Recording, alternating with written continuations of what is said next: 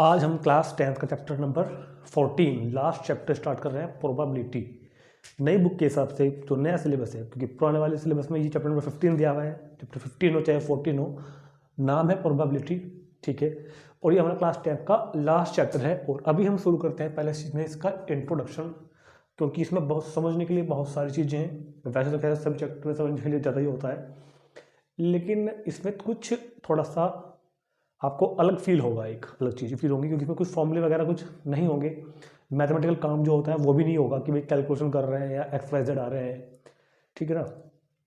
थोड़ा समझना पड़ेगा। और चैप्टर इतना ज़्यादा इम्पोर्टेंट है, इतना ज़्यादा इम्पोर्टेंट है कि 11th में भी आएगा, इससे आगे का आएगा, 12th में भी आएगा, उससे आगे का आएगा। और जो बच्चे कंपटीशन की तैयारी करते हैं ना, कंपटीशन में इस चैप्टर से क्वेश्चन जरूर और जरूर आते हैं। किसी भी कंपटीशन में चले जाना आप, कहीं भी कोई भी कंपटीशन हो रहा हो, तो प्रोबेबिलिटी का क्वेश्चन जरूर पेपर में आता है।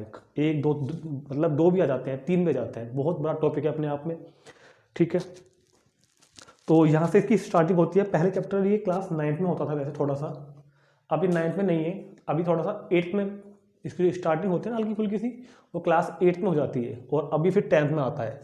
तो हम इसको बिल्कुल स्टार्टिंग से, बिल्कुल 0 पॉइंट से स्टार्ट करते हैं। बिल्कुल शुरू से मैं आपको समझाने वाला हूँ आज कि प्रोबेबिलिटी क्या होती है। तो प्रोबेबिलिटी क्या होती है, यहाँ पे लिखी हुई है प्रोबेबिलिटी डेफिनेशन, मगर हम अभी डेफिनेशन पर नहीं आएंगे, ठीक है, क्योंकि प्रोबेबिलिटी को समझने से पहले हमको कुछ और बात समझनी पड़ेगी जो इधर लिखी हुई है। समझा रहा हूँ, बहुत ध्यान से समझेंगे, बहुत ध्यान से। और अगर कोई भी बात समझ में नहीं आएगी तो आप मुझको नीचे कमेंट करके जरूर बताएंगे एक बार, ठीक। तो प्रोबेबिलिटी को समझने से पहले, प्रोबेबिलिटी को स्टडी करने से पहले हमको एक वर्ड पढ़ना होगा, क्योंकि वो वर्ड हमारे पास कई बार यूज होगा क्वेश्चन को करते टाइम, टॉपिक को पढ़ते टाइम, कि in the study of probability. मैंने यहाँ पे स्टार्टिंग इस तरह से की है कि in the study of probability we have to use word experiment, ठीक है। In general there are 2 types of experiment. जब भी हम प्रोबेबिलिटी पढ़ेंगे तो हम बार बार एक वर्ड को पढ़ रहे होंगे, एक्सपेरिमेंट। जब भी हम प्रोबेबिलिटी पढ़ेंगे करेंगे तो हम किस वर्ड को पढ़ेंगे बार बार, हम एक्सपेरिमेंट वर्ड को हम कई बार पढ़ेंगे। तो एक्सपेरिमेंट वर्ड को जब हम लोग पढ़ेंगे तो हमको पहले पता हो कि एक्सपेरिमेंट वर्ड क्या होता है। जानते हैं आप, एक्सपेरिमेंट मतलब किसी भी चीज़ का एक्सपेरिमेंट करना, कोई प्रयोग करना। जैसे कि हम लोग फिजिक्स केमिस्ट्री प्रैक्टिकल्स में करते हैं ना, एक्सपेरिमेंट कर रहे हैं लैब में जाकर आज, तो कुछ भी काम करना एक एक्सपेरिमेंट कहलाता है, ठीक। परीक्षण करना, हिंदी में बोलते हैं परीक्षण करना, प्रयोग करना किसी चीज़ के ऊपर, क्या बोलता है, एक्सपेरिमेंट। और यहाँ पर ना हम अगर बात करते हैं in general there are 2 type of experiment. Experiment जो है वो 2 तरह के होते हैं। पहला होता है डिटरमिनिस्टिक एक्सपेरिमेंट, और दूसरा होता है रैंडम एक्सपेरिमेंट, ठीक। देखो, पहला क्या होता है, डिटरमिनिस्टिक एक्सपेरिमेंट, और दूसरा रैंडम एक्सपेरिमेंट। तो जो डिटरमिनिस्टिक एक्सपेरिमेंट और जो रैंडम एक्सपेरिमेंट है, क्या होते हैं, थोड़ा सा वैसे मैं बताता हूँ, फिर लैंग्वेज यहाँ पर लिखी हुई है ही। तो देखो, कुछ एक्सपेरिमेंट ऐसे होते हैं, उनको चाहे हम अब करें, मतलब हमको कोई एक्सपेरिमेंट करना है, इसको हमने अब देख करके देखा कि क्या रिजल्ट आ रहा है इसको करने का, फिर हमने उस एक्सपेरिमेंट को दोबारा किया थोड़ी देर बाद, फिर तीसरी बार किया, फिर हमने कल फिर किया, परसों फिर किया, एक साल बाद फिर किया, या फिर किसी और ने भी किया ऐसा एक्सपेरिमेंट, कोई किसी थर्ड पर्सन ने भी किया, किसी चौथा आदमी ने भी किया, किसी 5 आदमी ने भी किया। एक्सपेरिमेंट वो ये, हम उसको अलग अलग टाइम पे कर रहे हैं, बार बार कर रहे हैं, लेकिन रिजल्ट हर बार सेम ही आ रहा है, रिजल्ट हर बार सेम है। तो बोलते हैं डिटरमिनिस्टिक एक्सपेरिमेंट। मतलब वो एक्सपेरिमेंट जिनके रिजल्ट हमेशा फिक्स है, सेम ही रहेंगे, चाहे अब कर लो, चाहे कल कर लो, चाहे कभी भी कर लो, चाहे हम करें, चाहे कोई दूसरे शहर में बैठा हुआ आदमी करे, चाहे कोई अमेरिका में बैठा हुआ आदमी करे, उस एक्सपेरिमेंट को, उसका रिजल्ट हमेशा सेम ही रहता है। ऐसे एक्सपेरिमेंट को क्या बोलते हैं, डिटरमिनिस्टिक एक्सपेरिमेंट, यही लिखा हुआ है। Such experiment whose results are fixed, वो एक्सपेरिमेंट जिनके रिजल्ट फिक्स है, आर कॉल्ड डिटरमिनिस्टिक एक्सपेरिमेंट, ठीक। Repeating this experiments again and again, result is same. For example, समझ आई बात, वो एक्सपेरिमेंट जिनके रिजल्ट हमेशा सेम होते हैं, इनको चाहे कितनी ही बार रिपीट कर लो, रिजल्ट आपको सेम ही मिलेगा, तो उनको बोलते हैं डिटरमिनिस्टिक एक्सपेरिमेंट। और फॉर एग्जांपल क्या होगा, the sum of all interior angles of a triangle is 180 degree. हमने एक मैथमेटिकल एक्सपेरिमेंट ले लिया है, किसी ट्रायंगल के तीनों इंटीरियर एंगल का सम फाइंड करने के तरीके अलग अलग हो सकते हैं, कई तरीकों से निकाला जाता है। अभी तो आपने केवल क्लास 9th में लाइन से एंगल वाले चैप्टर में थ्योरम प्रूव करके निकाला था, क्लास 11th में 12th में जाकर वेक्टर्स के यूज से, फिर और भी बहुत सारे तरीके होते हैं जब आप लैम मैनुअल बनाते हैं 9th क्लास का, उसमें थ्योरम दी हुई है, वहाँ पर एक अलग तरीके से निकालते हैं, ठीक है। फाइल क्या नाम पेस्ट कटिंग करके भी बहुत से तरीके होते हैं को मिलाकर। किसी भी एक्सपेरिमेंट को, इस एक्सपेरिमेंट को आप कभी भी कर लेना, किसी भी ट्रायंगल के लिए कर लेना, किसी भी ट्रायंगल के लिए कर लेना, कभी भी कर लेना, सुबह रात को, कल 2 साल बाद कर लेना, कोई बच्चा अब कर रहा हो, कोई 4 साल बाद करे, कोई दूसरे शहर में बैठा बच्चा करे, इस एक्सपेरिमेंट को हमेशा रिजल्ट क्या आएगा उसका 180 डिग्री ही आएगा, ठीक है ना। तो इस तरह के एक्सपेरिमेंट क्या बोले जाएंगे, डिटर्मिनिस्टिक एक्सपेरिमेंट, जिनके रिजल्ट फिक्स हैं, कभी बदलेंगे नहीं, ठीक। अब बात करते हैं रैंडम एक्सपेरिमेंट। दूसरा पढ़ के आता है मेरे पास रैंडम, RANDOM, रैंडम एक्सपेरिमेंट। तो वो एक्सपेरिमेंट जिनके रिजल्ट बार बार रिपीट, अगर हम एक्सपेरिमेंट को बार बार करें, अब करें, दोबारा करें, फिर करें, फिर करें, कल करें, उसके रिजल्ट चेंज होते रहेंगे, तो ऐसे एक्सपेरिमेंट को बोलते हैं रैंडम एक्सपेरिमेंट। तो रैंडम एक्सपेरिमेंट क्या बोलते हैं, such experiment which when repeated again and again. अगर किसी एक्सपेरिमेंट को बार बार रिपीट करो, अब करो, कल फिर करेंगे, कोई दूसरा बच्चा करेगा, कोई तीसरा बच्चा करेगा, कोई और करेगा, रिजल्ट कुछ तय ना हो, कुछ फिक्स ना हो, रिजल्ट बार बार चेंज होता रहे, कभी कुछ आ रहा है, कभी कुछ आ रहा है, तो इस तरह के एक्सपेरिमेंट क्या बोलते हैं हम, रैंडम एक्सपेरिमेंट। तो क्या क्या लिखा हुआ है, such experiments which when repeated again and again result is change are called random experiment. For example throw a dice, dice मतलब जो लूडो खेलने का जो पासा होता है, लूडो खेलते हैं ना लूडो, तो जो लूडो खेलने का जो पासा होता है डाइस बोलते हैं उसको, उसमें लिखा जाता है 1 2 3 4 5 6। जब हम उसको ऐसे कर करके फेंकते हैं नीचे, तो क्या आएगा ऊपर, फिक्स है क्या आएगा, पक्का तो नहीं पता ना, 2 आ जाए, 1 आ जाए, 3 आ जाए। अब हम तो दोबारा करते हैं, तो क्या जो पहले टाइम पे आया था, मान लो पहले बार फेंकने पर 2 आया था, तो क्या दूसरी बार करके फेंकेंगे तो तब भी 2 आएगा क्या, जब तीसरी बार करेंगे तो तब भी 2 आएगा क्या। इस वाले एक्सपेरिमेंट के रिजल्ट फिक्स है क्या, नहीं है ना, कभी एक से ज़्यादा कुछ भी आ सकता है, रिपीट नहीं होगा, कुछ फिक्स नहीं है। या फिर सिक्का को हम टॉस कर रहे हैं कॉइन लेके, तो हेड आएगा या टेल आएगा नहीं पता, फिक्स नहीं है, कुछ भी आ सकता है, ठीक। तो इस तरह के एक्सपेरिमेंट को क्या बोलते हैं, random experiment. Such experiment which when repeated again and again result is change are called random experiment. For example throw a dice, not sure what outcome will be, क्या आउटकम आएगा नहीं पता, 1 2 3 4 5 6 कुछ भी आ सकता है, कुछ नहीं कह सकते, ठीक। तो in this chapter we will discuss about only random experiment. इस चैप्टर में जो एक्सपेरिमेंट को हम पढ़ रहे हैं, जिस एक्सपेरिमेंट को हम बात कर रहे हैं, वो रैंडम एक्सपेरिमेंट ही होगा। इस चैप्टर में डिटर्मिनिस्टिक एक्सपेरिमेंट का कहीं कोई काम नहीं है। पूरा chapter depend on the base of random experiment, पूरा चैप्टर रैंडम एक्सपेरिमेंट पे ही डिपेंड है। तो इसलिए बता रहा हूँ कि अगर पूरे चैप्टर को करते टाइम बुक में मेरे मुंह से निकले या फिर यहाँ लिखा हुआ हो एक्सपेरिमेंट, तो आपको समझ जाना है कि वो कैसा एक्सपेरिमेंट है, रैंडम एक्सपेरिमेंट है। लिखे ना लिखे, प्रोबेबिलिटी करते समय एक्सपेरिमेंट रैंडम एक्सपेरिमेंट ही होते हैं, ठीक।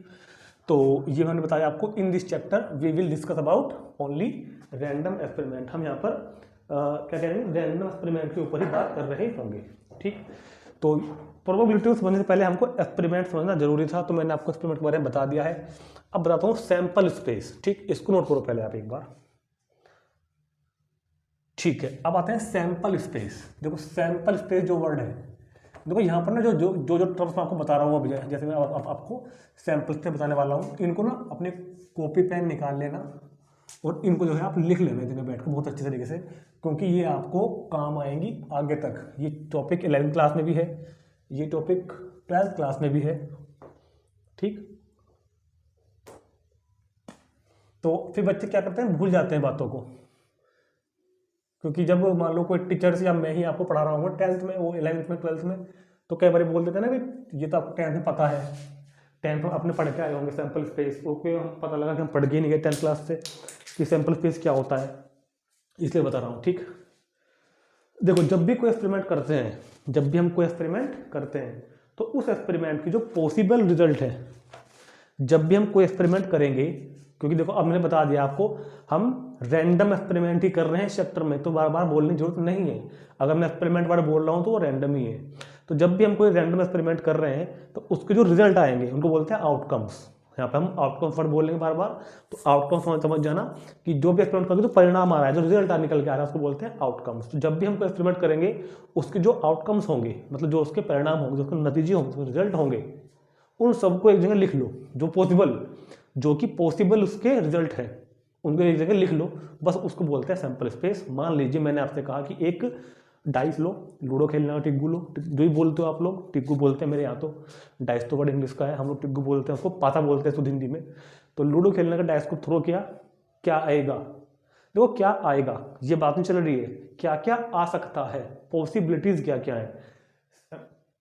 सैंपल स्पेस क्या होता है, किसी भी एक्सपेरिमेंट को करने पर आने वाली जो संभावनाएं हैं कि क्या क्या आ सकता है उसको बोलते हैं सैंपल स्पेस। जो आएगा वो तो है आउटकम, जो आएगा वो तो हो चुका है, मान लो कि हमने ऐसा किया और 2 आया, वो तो आ गया, वो तो रिजल्ट है, 2 आया वो तो क्या है रिजल्ट। लेकिन आउटकम्स क्या क्या हो सकती हैं, जो पॉसिबिलिटीज क्या क्या है, क्या क्या आ सकता है, डाइस फेंकने पर 1 आ सकता है, 2 आ सकता है, 3 भी आ सकता है, 4 भी आ सकता है, 5 भी, 6 भी। इसको एक ब्रैकेट में भर लेंगे इस तरीके से, और यहाँ पर हम लोग ये ब्रैकेट ही यूज करते हैं, कौन सा, curly bracket. Curly bracket use करते हैं, इसको हम बीच वाला ब्रैकेट बोलते हैं, कर्ली ब्रैकेट बोलते हैं। ये ब्रैकेट ही यूज करना है, ये वाला नहीं यूज करना, ये वाला भी नहीं यूज करना। सैंपल स्पेस लिखते टाइम ब्रैकेट ये वाला यूज करना है आपको। तो sample space, this is the set और कलेक्शन, सेट कह लो, मतलब सेट मतलब एक जगह भरना चीजों को, और कलेक्शन मतलब इकट्ठा कर लेना चीजों को।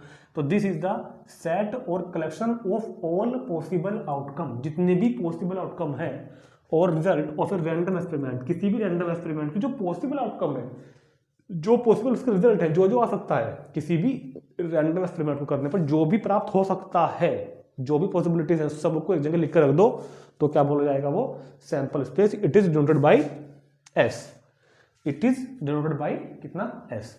तो समझ में आ गया ना, किसी भी रैंडम एक्सपेरिमेंट को करने पर जो भी आउटकम्स आ सकती हैं, आती है नहीं बोल रहा हूं, जो जो आ सकती हैं उनको बोलते हैं सैंपल स्पेस। ठीक, अब मैं यहाँ पर कुछ सैंपल स्पेस बना रहा हूं आपके सामने, जो कि आपको नोट करने हैं। कुछ सैंपल स्पेस आपके सामने बना रहा हूं जो कि आपको नोट करने हैं, एक तरह से कह लो कि याद रखने हैं। ठीक, एक तरह से क्या कह लो, याद रखने हैं आपको। तो पहला एग्जांपल लेते हैं, sample space when a coin tossed 1 time. तो बहुत ध्यान से देखो, when a coin tossed 1 time, जब आप एक कॉइन को एक बार टॉस करते हो, sample space when a coin tossed 1 time. तो सैंपल स्पेस को किससे नोट करते हैं, ये बताया ना, एस से, कैपिटल एस। सैंपल स्पेस को नोट करते हैं कैपिटल एस से। तो जब हम एक कॉइन को टॉस करते हैं तो आउटकम्स क्या क्या हो सकती हैं। अब सोचो, आपने एक सिक्का लिया, टॉस किया, हवा में है, क्या मन में आ रहा है, क्या क्या आ सकता है, हेड भी आ सकता है, टेल भी आ सकता है, तो उसको लिख दो, हेड भी आ सकता है और टेल भी।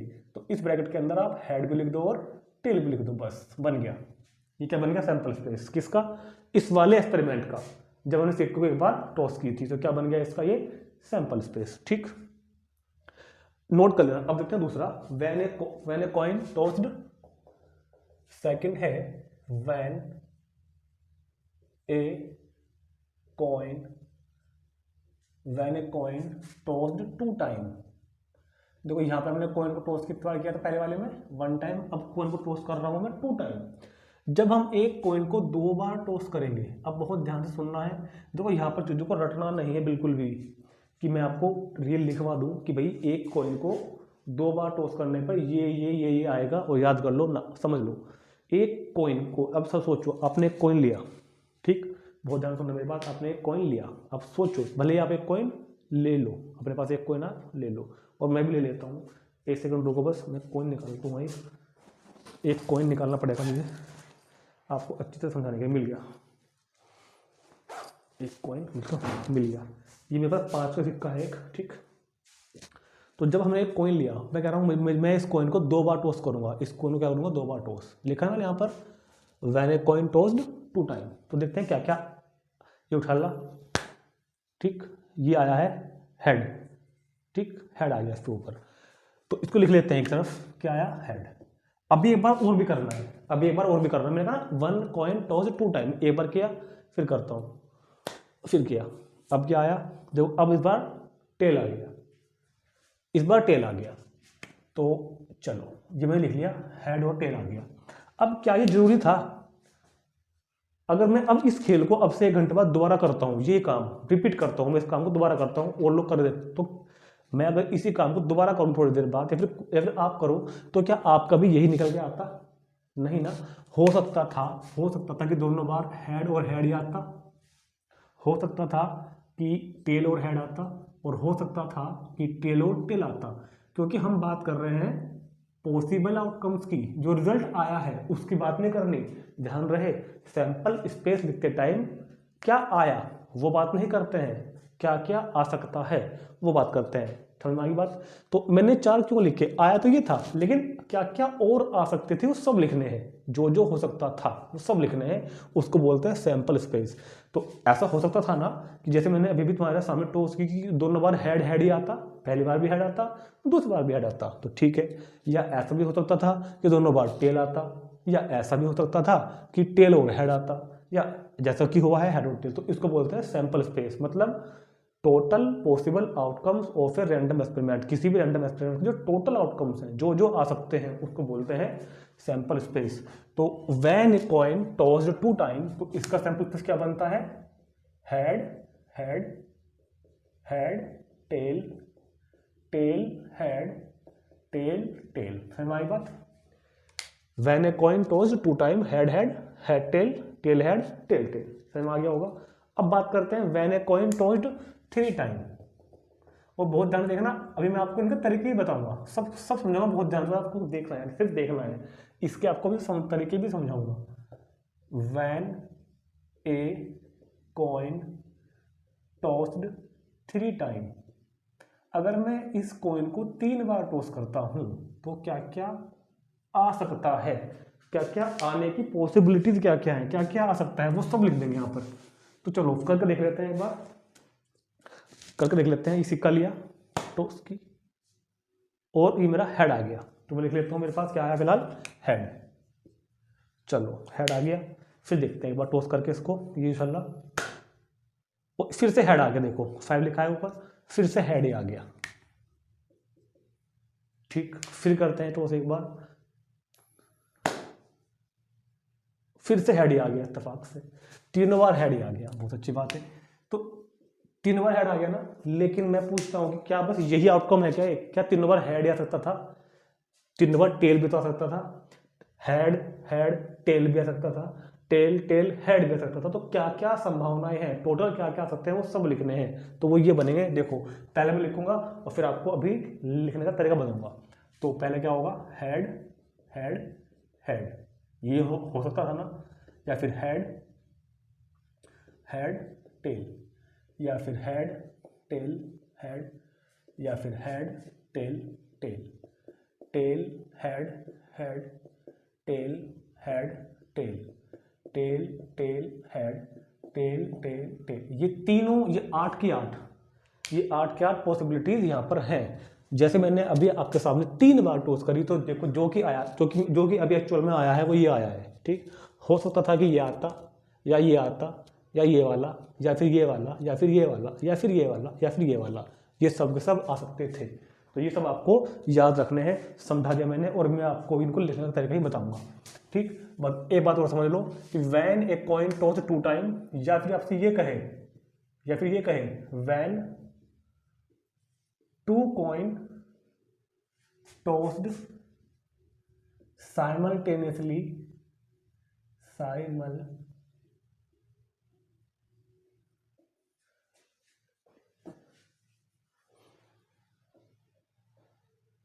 टेनियसली 1 टाइम।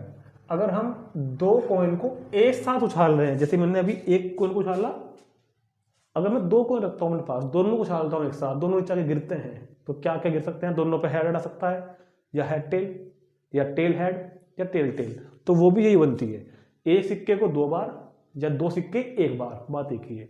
ऐसे ही when a coin toss 3 time, या फिर क्या कहो, when 3 coin tossed 1 time, 3 coin tossed 1 time, एक कॉइन टॉस्ड 3 टाइम, या फिर 3 कॉइन टॉस्ड 1 टाइम। अगर हम 3 सिक्के लेते हैं हाथ में, इस 3 सिक्के के साथ रखो, 3 सिक्के साथ लो, उछाल लो, गिरेंगे नीचे आके, तो तीनों पे क्या क्या क्या आ सकता है? क्या तीनों पे हेड हेड हेड आ सकता है? हाँ जी आ सकता है।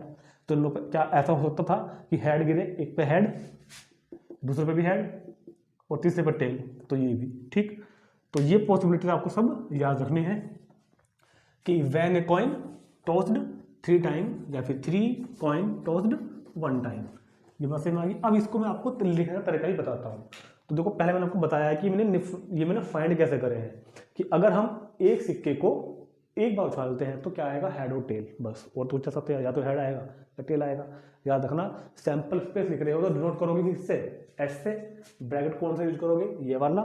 और हाँ, ये आगे पीछे हो सकते हैं कि आप पहले इसको पहले लिख दो, इसको आगे लिख दो, या फिर जैसे ये लिखेंगे, ये नहीं कि इसको आपको इसी ऑर्डर में लिखना है, ये आगे पीछे हो सकते हैं, कोई प्रॉब्लम नहीं, आगे पीछे करने में आगे पीछे चलेंगे।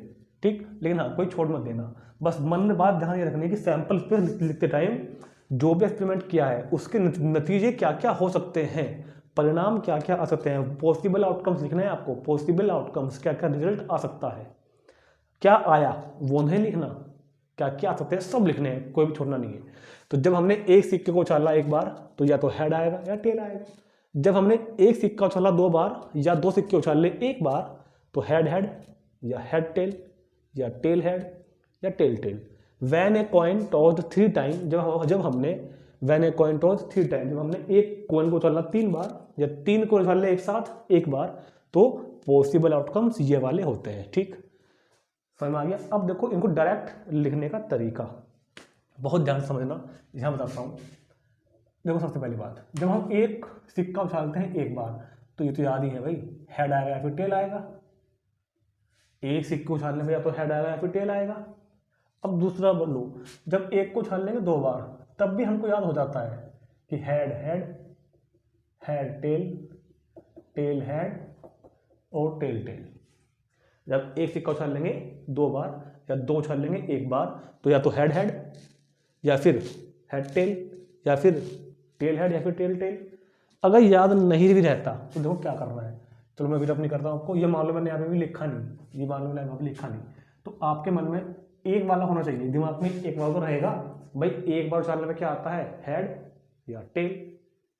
अरे एक बार जब उछाल लोगे या तो हेड या फिर टेल आएगा ना। हमको लिखना है 2 बार उछालने वाला, तो इसके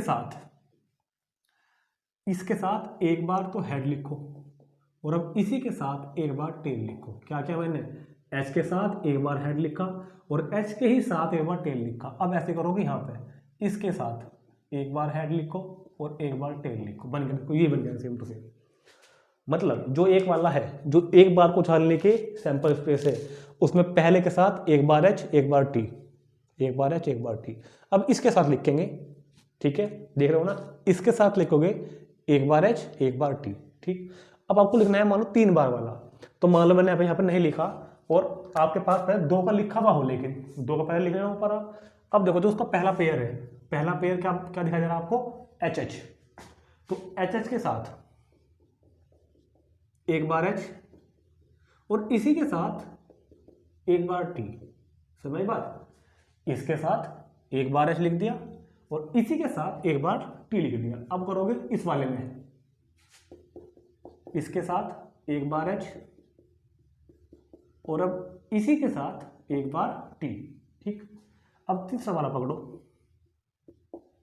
इसके साथ एक बार एच और इसी के साथ एक बार टी। ठीक, नेक्स्ट वाला पकड़ो, इसके साथ एक बार एच और इसके साथ एक बार टी। बन गया, देखो ध्यान से, वही बन गया क्या। तो पहले अगर हमारे पास एक वाला हमारे माइंड में फीड है तो उसको देख के 2 बार का लिखा जा सकता है और 2 बार वाले को देख के ही 3 बार वाला लिखा जा सकता है। और अगर 3 बार वाला है तो अगर मैं इस सिक्के को 4 बार भी उछाल लूँ तो भी लिख सकता हूँ। इस बार 16 बनेंगे। इस बार कितने बनेंगे, इस बार बनेंगे देखो 16। बहुत ध्यान से देखना, इस बार 16 कैसे बनेंगे। सुनो, इसी के साथ अगर एक सिक्का 4 बार उछाल रहे हैं तो इसी के साथ एक बार एच और इसी के साथ एक बार टेल, इसके साथ एक बार एच, इसके साथ एक बार टेल। अब आया नंबर इस वाले का, इसके साथ एच और इसी के साथ टेल। ठीक, अब नंबर आया इस वाले का, इसके साथ एच और इसी के साथ टेल। अब नंबर आया इस वाले का, इसके साथ एच इसी के साथ टेल। अब नंबर आया इस वाले का, अब नंबर किसका आया, THH का, THH के साथ H और THH के साथ T। अब नंबर आया इस वाले का THT, THT के साथ H और THT के साथ T। अब नंबर आया इस वाले का TTH, तो TTH के साथ H और TTH के साथ, ठीक, तो TTH के साथ H और TTH के साथ T। अब नंबर आया कौन सा, तीसरे वाले का TTT के साथ H और TTT के साथ T। तो ये किसके आउटकम्स हैं, एक सिक्के को 4 बार उछालने पर ये बनेगा, या फिर अगर हम 4 सिक्के को एक साथ उछाल ले तो फिर ये वाला बनेगा। तो ये बन गया हमारा 4 बार उछालने पर क्या बनता है, ठीक है। तो याद रखना, 1 बार उछालने के लिए हेड और टेल, 2 बार के लिए ये वाला है, 3 बार के लिए ये वाला है, 4 बार के लिए ये वाला है। तो जब 1 बार उछालते हैं तो कितना होता है, 2 एलिमेंट होते हैं अंदर। जब 2 बार उछालते हैं तो अंदर होते हैं 4 एलिमेंट, 4 नहीं, इसको 2 मत गिनना, ये एक और दो नहीं, ये पूरा एक है, एक पहला, ये दूसरा, कोमा तीसरा, कोमा चौथा। अगर उछालते हैं 3 बार तो 8 बनते हैं, 1 2 3 4 5 6 7 8, और उछालते हैं अगर 4 बार तो फिर 16 बनते हैं। तो 1 बार उछालने पर कितने आउटकम्स आते हैं, 2 बार उछालने पर कितने पॉसिबल आउटकम्स होते हैं, 4, 3 बार उछालने पर 8 और 4 बार उछालने पर कितने होते हैं, 16। तो ये मैंने आपको सैंपल स्पेस क्या होता है, सैंपल स्पेस बनाना बता दिया। तो सैंपल स्पेस की जो डेफिनेशन थोड़ी देर पहले लिखी हुई थी, सैंपल स्पेस की डेफिनेशन लिखी हुई थी कि सैंपल डेफिनेशन क्या लिखी हुई थी कि जो टोटल पॉसिबल आउटकम्स होते हैं किसी भी रैंडम एक्सपेरिमेंट के, उनको बोलते हैं सैंपल स्पेस। तो टोटल पॉसिबल आउटकम्स 1 बार सिक्का उछालने के, 2 बार उछालने के, 3 बार उछालने के, 4 बार उछालने के मैंने आपको बना दिए हैं। ये आपको क्वेश्चन करते टाइम बहुत जरूरत पड़ेगी इनकी, तो इनको आपको याद भी रखना है क्वेश्चन करते टाइम। अब हम देखते हैं इसके बाद डाइस के लिए, जब एक डाई लूडो का जो पासा होता है उसके लिए बनाते हैं हम एक, है ना, ये तो होगी सिक्के की, क्योंकि जो हमारे ज़्यादातर क्वेश्चन होते हैं ना वो सिक्के और जो लूडो का जो डाइस होता है उसके इर्द गिर्द ही हमारे क्वेश्चन सारे ज़्यादातर करने के लिए, तो हमको पहले इनकी पूरी डिटेल ठीक से जो है पता हो। तो अब हम लोग क्या लिखेंगे यहाँ पर, अभी हम लोग क्या लिखेंगे यहाँ पर, when a die throw 1 time, when a dice throw 1 time. तो जरा एक डाइस लो और उसको फेंक दो, अपने घर में जाओ, लूडो खेलते होंगे ना आप, ऑनलाइन वाली नहीं खेलनी, ऑनलाइन वाले में तो आप फेंक नहीं सकते हाथ में लेके फिजिकली, तो एक चाहे ऑनलाइन वाले में कर लो, मोबाइल में चल दिया आजकल, तो खैर लोग कौन खेल रहा है इस तरह से। ऐसा करके हमने डाइस लिया, उसको फेंक दिया, क्या आया, नहीं, ये नहीं पूछ रहा हूँ मैं क्या आया, क्या क्या आ सकता है वो लिख दो बस। तो एक डाइस को एक बार फेंकने पर क्या क्या आ सकता है, पॉसिबल आउटकम्स 1 भी है, 2 भी है, 3 भी है, 4 भी है, 5 भी है, 6 भी है, ये पॉसिबल आउटकम्स है। एक डाइस को एक बार फेंकने पर ये सब आ सकते हैं, ठीक। अब देखते हैं when a dice throw 2 time, when a dice throw 2 time, जब हम एक डाइस को 2 बार फेंकते हैं, ठीक।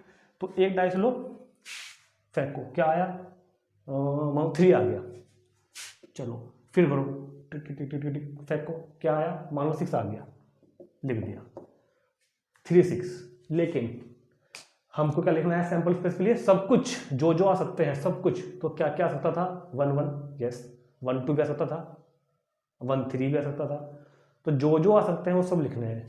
तो जब भी हम 2 डाइस को फेंकेंगे एक साथ, when a dice throw 2 time, या फिर 2 डाइस, या फिर 2 डाइस थ्रो 1 टाइम, एक ही बात है, दोनों सैंपल स्पेस यही होता है। ये बात एक नहीं है, ये बातें अलग अलग है। When a dice throw 2 time और व्हेन 2 डाइस थ्रो 1 टाइम, दोनों बातें अलग है, मगर इन दोनों का सैंपल स्पेस एक ही बनता है। क्या बनेगा, या तो क्या आएगा 1 1, या फिर 1 2, 1 3, 1 4, 1 5, 1 6, या फिर ये भी तो हो सकता था 2 1, 2 2, 2 3, 2 4, 2 5, 2 6, या फिर ये भी तो हो सकता था ना 3 1, 3 2, 3 3, 3 4, 3 5, 3 6, या फिर ये भी तो हो सकता था भैया 4 1, 4 2, 4 3, 4 4, 4 5, 4 6, ये भी तो हो सकता था 5 1, 5 2, 5 3, 5 4, 5 5, 5 6, ये भी हो सकता था 6 1, 6 2, 6 3, 6 4, 6 5, 6 6, तो ये कितने होते हैं 36। तो दो डाइस को एक बार उछालने पर या एक डाइस को दो बार उछालने पर total outcome is equal to 36 और ये वाली होती हैं। ठीक है, तो नोट कर लेंगे इसको तुरंत और फिर हम शुरू करते हैं इसके बाद प्रोबेबिलिटी की डेफिनेशन कि प्रोबेबिलिटी क्या होती है। ठीक है, तो प्रोबेबिलिटी क्या होती है देखते हैं। इधर इधर डेफिनेशन लिखी हुई है मैंने प्रोबेबिलिटी की, पहले नोट करो आप, फिर देखते हैं प्रोबेबिलिटी का डेफिनेशन। तो देखो प्रोबेबिलिटी का जो दूसरा नाम है पॉसिबिलिटी। आज बारिश होगी, मान लीजिए हमने कहा आज बारिश होगी, मतलब मौसम कुछ ऐसा हो रहा है फिलहाल कुछ अंदाजा नहीं पता नहीं हमको, हम कह रहे हैं कि आज बारिश हो सकती है यार, नहीं भी हो सकती बारिश, देखते हैं हो जाएगी शाम तक। ठीक है, तो केवल हम एक संभावना ही व्यक्त करते हैं, एक पॉसिबल बात को करते हैं। तो लेकिन अगर हम ये कभी ये पूछते हैं कि भाई बारिश होगी, इस बात की कितनी संभावना है, कभी आपने कभी किसी मुझे सुनाया गया भाई? ये तो हम लोग कहते हैं ना कि यार बारिश हो भी सके नहीं हो सकती आज, ये तो बोलते हैं जनरली दो लोग बात करते हैं, हाँ भाई हो भी सके देखो नहीं भी हो सकती।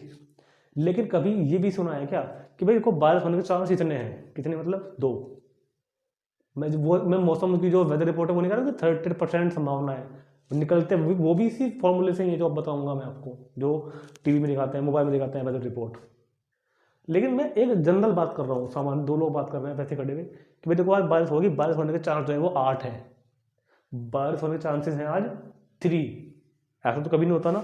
तो प्रोबेबिलिटी क्या है, किसी भी चीज की प्रोबेबिलिटी क्या है, किसी भी चीज की पॉसिबिलिटी को मापने की एक न्यूमेरिकल यूनिट है, न्यूमेरिकल इकाई, किसी भी चीज को नापने के लिए, किसी भी चीज के होने की जो संभावना है उसकी एक न्यूमेरिकल यूनिट है।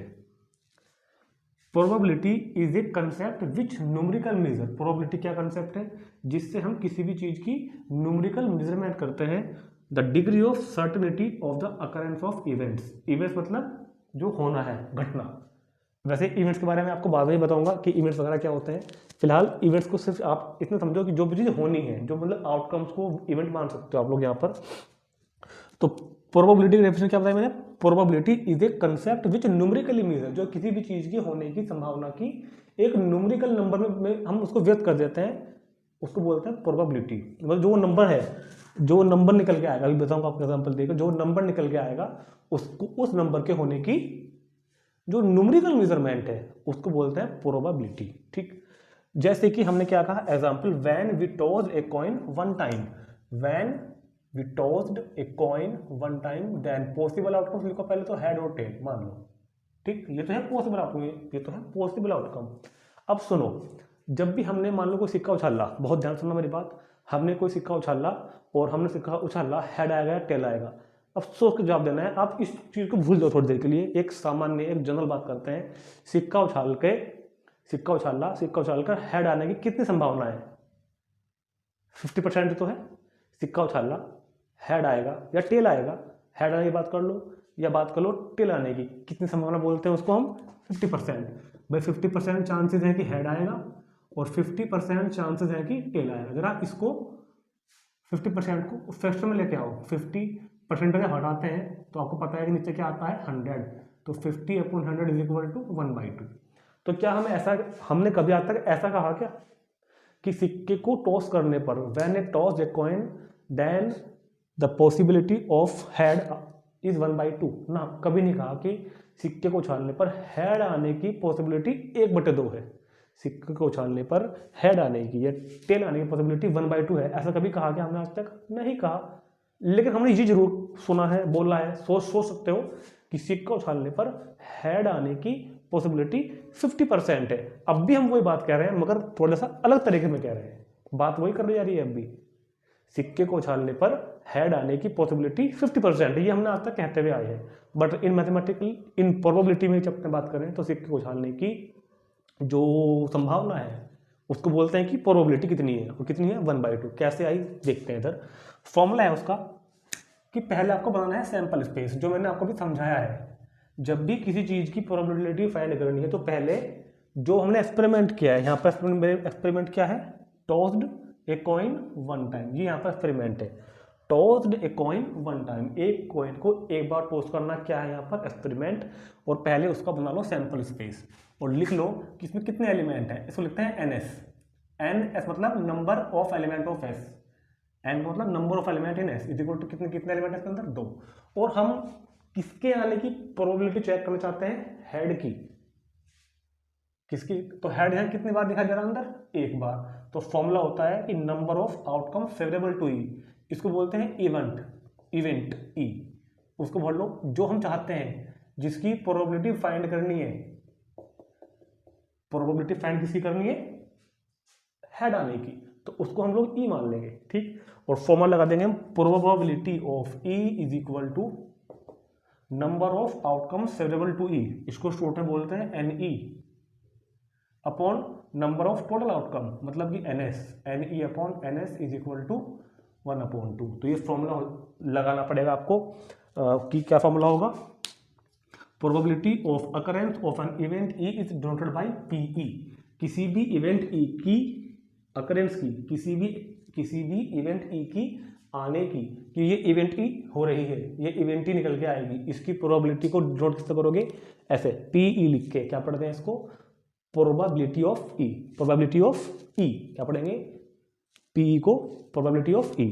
और इसको फाइंड करने का फॉर्मूला क्या होगा, प्रोबेबिलिटी ऑफ E को फाइंड करने का फॉर्मूला होगा probability of E is equal to number of outcomes favourable to E upon total number of possible outcome, मतलब कि NE अपॉन NS, मतलब कि जिसको हम चाह रहे हैं कि ये आए वो कितने हैं, और जो टोटल है वो कितने हैं। तो बात वही है, हेड सिक्का उछालने पर हेड आने की जो पॉसिबिलिटीज होती है वो होती है कितनी, 50%, यानी कि 1/2। चाहे ऐसे कह लो चाहे ऐसे कह लो। मान लो हम कहते हैं, एक और ले लेते हैं एग्जांपल, कि when throw a dice find the probability to get an even number. एक डाइस को फेंकने पर इवन नंबर आएगा, इस बात की क्या प्रोबेबिलिटी है। तो पहले आपको क्या बनाना है, उस रैंडम एक्सपेरिमेंट का सैंपल स्पेस बनाना है। तो सैंपल स्पेस मैंने बना दिया, एक डाइस को फेंकने पर क्या बनेगा सैंपल स्पेस, 1 2 3 4 5 6। अब इवेंट क्या है यहाँ पर, मैं इवेंट चाह रहा हूँ एन इवन नंबर, तो इसमें से इवन कौन कौन से हैं वो सब लिख लो आप। इनमें से इवन कौन कौन से हैं, 2 4 6, या और कह देते 1 3 5। तो इवन नंबर आने की प्रोबेबिलिटी क्या होगी, नंबर ऑफ फेवरेबल आउटकम। तो फेवरेबल आउटकम कितने हैं मेरे पास, 3 अपॉन टोटल आउटकम मतलब 6। ठीक, इस तरह से हम क्या फाइंड कर सकते हैं, प्रोबेबिलिटी किसी भी चीज के होने की। ठीक, तो फिलहाल तो मैंने आपको थोड़ा सा समझाया कि प्रोबेबिलिटी के एग्जांपल क्या है। तो प्रोबेबिलिटी की डेफिनेशन बहुत ध्यान से समझ लेना कि probability is a concept which numerically measure the degree of certainty of the occurrence of events. किसी भी इवेंट्स के होने की संभावना की जो न्यूमेरिकल मेजरमेंट है उसको बोलते हैं प्रोबेबिलिटी। और ये फॉर्मूला लगाएंगे हम, number of favourable outcome upon number of total outcome. और इस तरह से हम किसी भी काम के होने की पॉसिबिलिटी की प्रोबेबिलिटी फाइंड कर सकते हैं। तो ये सब आप नोट कर लेंगे। और अभी बात खत्म वैसे पूरी नहीं हुई है, मगर इस वीडियो में हम इतना ही रखते हैं क्योंकि फिर वीडियो बुक काफ़ी बड़ी हो जाएगी। ठीक है, और अभी प्रोबेबिलिटी की एक्सरसाइज को शुरू करने से पहले हमें बहुत सी बातें और समझनी है, जिसके लिए मैं बनाऊंगा अभी एक इंट्रोडक्शन वीडियो पार्ट 2 के नाम से। ये तो है पार्ट 1 जिसमें मैंने आपको इतना बता दिया है। अभी इसको कंटिन्यू रखते हैं पार्ट 2। उसमें हम बात करेंगे पहले sure event, impossible event, equally likely outcomes या events, complementary event, elementary event और थ्योरेटिकल एंड एक्सपेरिमेंटल प्रोबेबिलिटी। और फिर बात करेंगे ताश के पत्तों के बारे में, कुछ थोड़ा सा समझाएंगे इसको आपके बारे में। और उस वीडियो को शूट करने के बाद हम शुरू करेंगे फिर एक्सरसाइज। ठीक, तो तब तक के लिए आप इसको बहुत ध्यान से समझ लें, कुछ लिख के देख लें, डेफिनेशन को याद कर लें। और कोई बात समझ में ना आई तो मुझको नीचे कमेंट कर जरूर बताएं एक बार। ठीक, तो मिलते हैं नेक्स्ट वीडियो में इसके साथ।